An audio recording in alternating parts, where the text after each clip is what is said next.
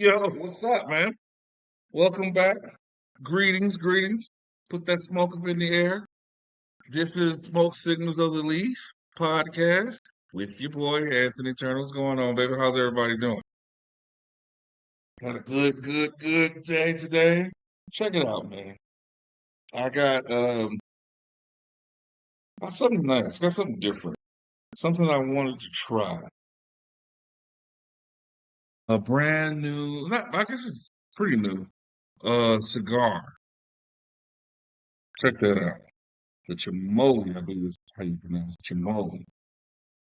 This is the first one I believe that came out. The red one, let me see, let me make sure, 'cause I don't want to say it wrong, which I'm probably gonna say it wrong anyway. The Chamole Pangu. Yeah. I think this is the first um Asian crackhead cigars, I think, if I'm not mistaken. If I'm wrong, somebody let me know in the comments, correct me so I can get it right. But yeah, ever since I seen it at they're talking about it at the PCA, I've been wanting to try it. Once again, newbies. Like I said, the show's for the newbies now. Well, not say not just for the newbies, but for them to come and learn some information. I'm a newbie myself. I'm going on 2 years in May, smoking cigars and fell in love with it, right? But so PCA is a convention that they have. I used to be in Vegas, but now it's in New Orleans that they do every year in about March. All the top people in the cigar world come out and they premiere new cigars, just talk about their line. And I don't think it's just cigars, everything dealing with cigars, whether it's a traveling case, lighters, ashtrays, stuff like that. Yeah, they come out for that. That's a place I can't wait to check out myself, man. Yeah, check out myself. So yeah, like I said, I got this brand new Chamole Pangu. Can't wait to try it. It was just taking off one of the I guess little binders, just little bands, just on the bottom. You got to be careful with that.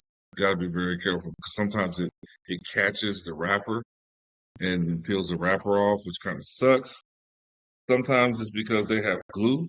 I don't know why you put glue on there, but for the most part, when you take these off, some people take them off before. I like to smoke it to get to that point, then I take it off. And the whole point for that is Um, because you want to make sure that I guess the heat gets it. You know what I'm saying? And then once the heat gets it, kind of loosens it up, softens it up, and then it can come off a little bit smoother. Or you get that issue, So, but I do have an issue with times when these people be putting glue on it because you can see you pull it off, you see like the little glue spots. You're like, come on, bro. It's glue on the wrapper and I mean on the band and the wrapper, so that kind of sucks. But yeah. So with this one, I kind of wrote down a couple things on this one. Like I said, it's brand new. The wrapper is Ecuadorian Habano. Binder is Nicaraguan. The filler is Nicaraguan and Dominican. And they said the strength is about a medium. So we're gonna see. We're gonna check that out. The flavor profile. I saw some. I checked on a couple different sites. You got wood and earth, natural tobacco, cream and vanilla, light pepper on the retrohale, so I gotta be careful. Sometimes citrus, caramel, and espresso notes, depending on the size and the batch. So we're gonna see. We're gonna see. I can't wait to get into this. Um, last time I used a straight cut, and like also you have straight cut. You have a V cut. Let me see if I got a V cut around here so I can show you real quick what we're looking at. Here we go. V cut.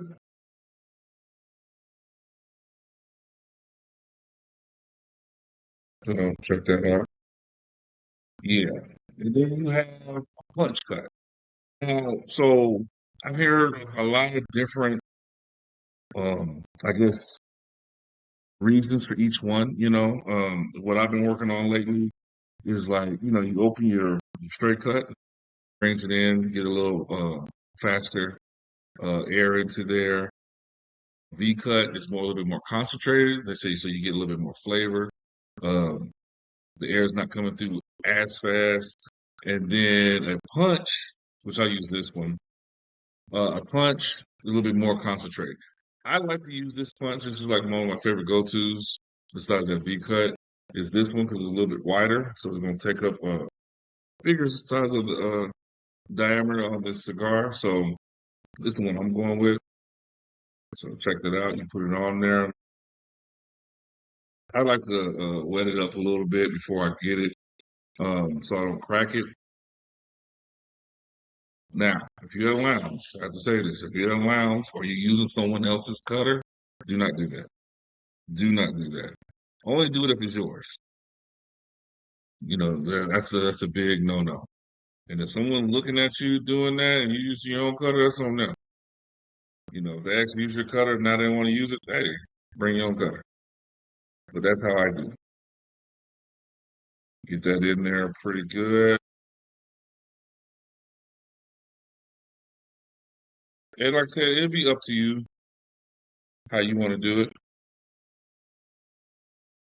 because hey, you don't got to smoke it, but everybody has their own preference. Nice little piece.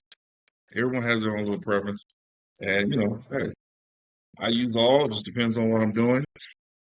Okay. Also, so when you get your cigars, you kind of want to smell it. It gives you a little sneak preview, just like the trailers before the movie, on what you're about to get, right? And then here you take this in, a dry inhale, still kind of give you a little something, a little idea what you're about to get into. I like it. So the other day I was saying I wouldn't toast it because I had a closed foot, but see this one, I'm hitting the edges, so when it comes to light, it doesn't get out of it doesn't start getting all jagged edge, you know what I mean? You know, it's gonna be smooth all the way around, all the way down. Not all the time, but for the most part. And then here, this is me toasting it,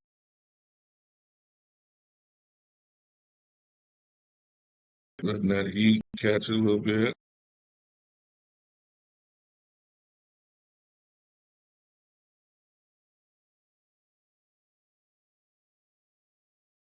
And I could just take it all the way down, but I'm gonna go ahead and light it in just a second. But some people I do, which I normally do, is I toast it all the way through. I don't really put fire on it and then I start smoking it. That's normally what I do. But you lit it pretty good.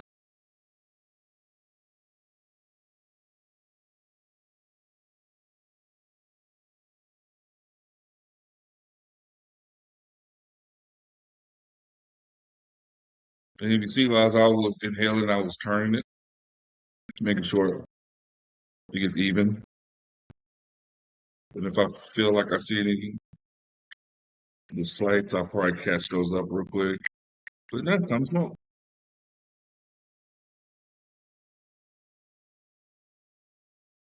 That's good.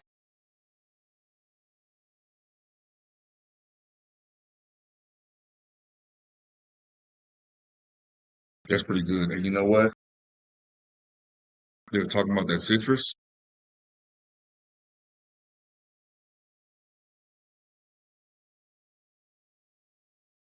Yeah, especially on that retro hip. Look, man, I'm gonna lean back a little bit. You know what I'm saying? I'm gonna lean back. Pretty good. It's pretty good. My headset on real quick. Yeah,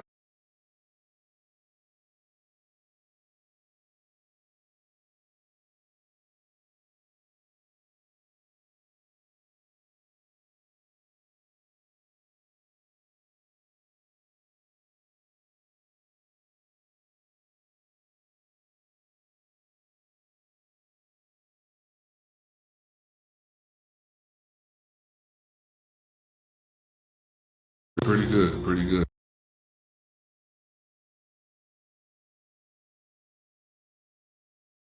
like I said, it was a pretty good day. Maxing and relaxing, doing some editing, followed up on some business ideas that I got going on. Trying to, take care of that, shore that up. Working on my own business right now. I'm not going to really say what it is just yet. I can't wait to debut it and bring it out. I think it's going to be received pretty well. So that's pretty. I'm excited about that. Real excited. Okay, so oh, on here I've said that this has like Ecuadorian, Habano, and uh, Nicaraguan and Dominican uh, leaves on here. And I know some of the newbies probably not really understand it. They know it's different leaves to the cigar. Because I didn't, I remember when I first went into a lounge, they kept asking me, like, what type of cigars do you like to smoke? And, I was just like, I don't know, I'm new, And then after, for a while, then I started understanding. So that I will pick out certain cigars actually I like the taste of it. And I did, And then they was like, okay, so like you like Nicaragua, you know, or you like Dominican because they, of course, because they know the cigar, they know the type of leaves that was the dominant leaves on there. Um, let me see here. So I kind of was looking at a couple of things to let you guys know, give you guys a little bit of an education on like the different leaves. For instance, like an Ecuadorian leaf, I got here mild, flavorful yet subdued. Cameroon, which I actually do like Cameroon, is heavier than a Dominican, like spicy taste with a more pungent aroma. Now, keep in mind, I said I didn't like too much spice, but for the most part, the most of the Cameroons that I've smoked wasn't super spicy. So I don't know. Sumatra, spicy and mild. I've experienced that. Brazilian, which I actually pretty love. I love Brazilians too. Uh, more pronounced in flavor, heavy but not disagreeable. Um, what is that one cigar?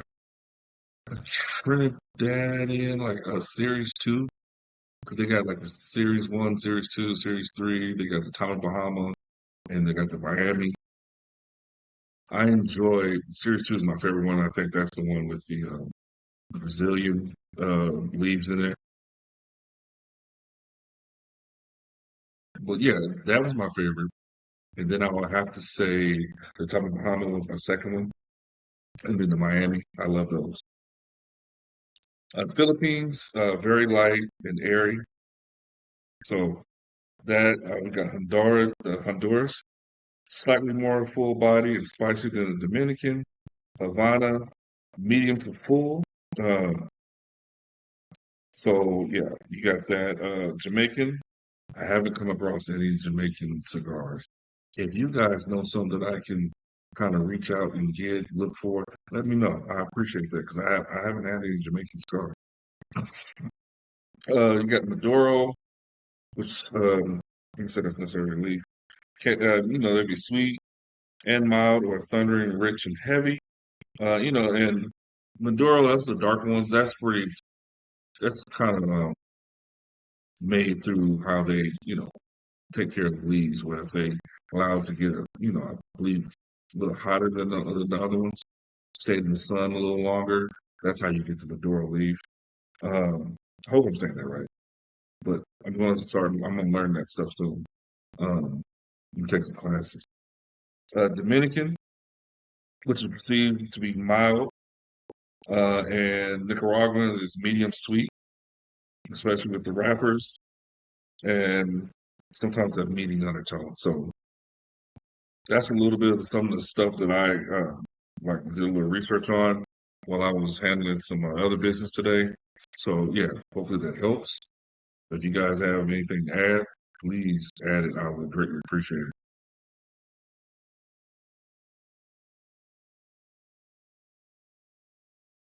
Pretty good so far.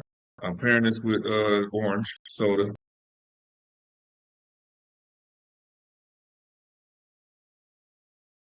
Like I said before, I don't drink, so I'm going to bring you all to different types of non-alcoholic pairings, whether it's coffee, tea, um,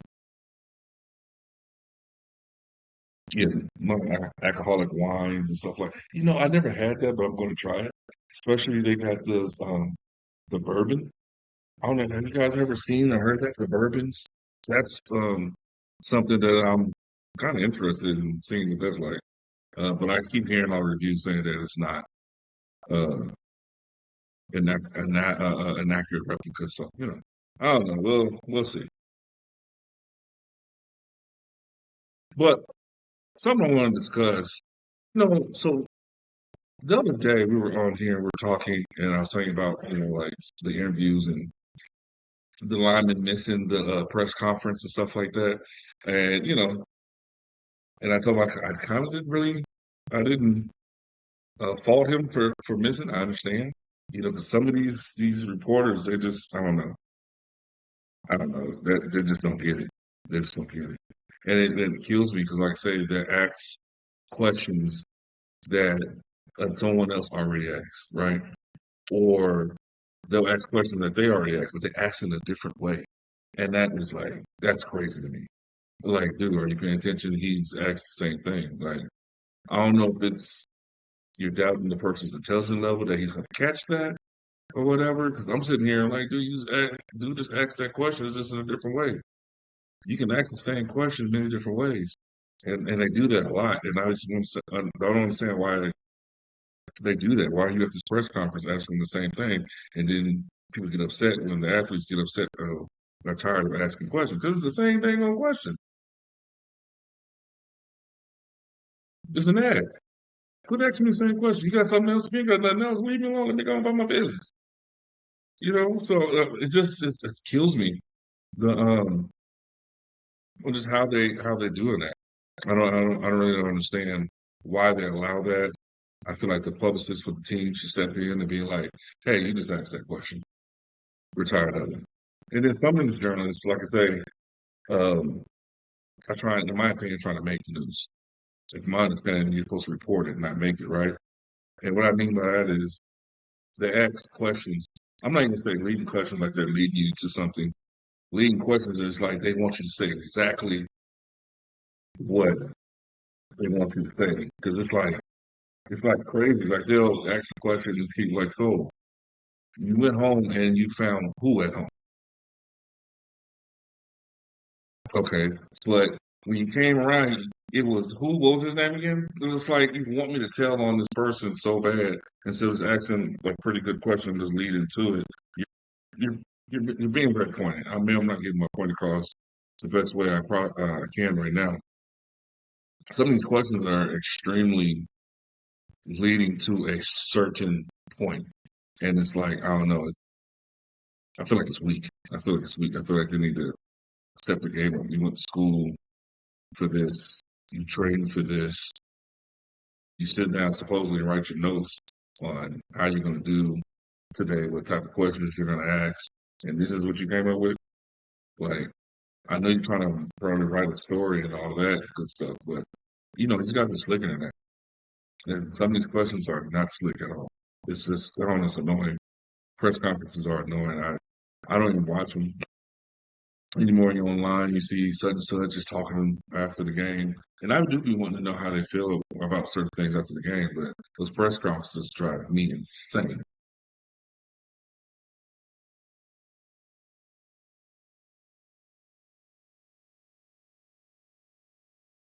This thing is pretty good, man. So far, I wouldn't mind smoking it again, but we're nowhere near close to being done. But yeah, this is pretty good. Um, I enjoy it a lot.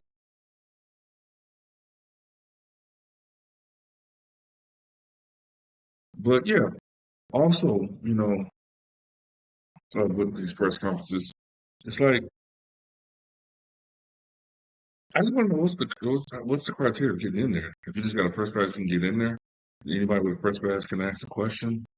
Like there's no vetting in that whole thing. These things I wonder. I'm not going to necessarily say this is a pet peeve of mine, but these are some of the things that I wonder because I just don't understand where some of these questions is coming from and why they're coming at some of these guys in a certain way. Because some of these questions, you can tell they have a vendetta against the athlete. Are you supposed to like? It's like you're really trying to get them because they didn't interview with you one day, or they shrugged you off one day. We don't know why they shrugged. Maybe they shrugged you because they're a jerk, or maybe they shrugged you off because they wasn't in the mood that day, or maybe they was in a hurry. But you really see the vengeance in some of these questions and some of these people that get back. I don't understand. I don't understand. So, I don't know. I'll let that ride for a little bit, just for a little bit. Come on. Continue to smoke my cigar. Get back with you in a second. All right.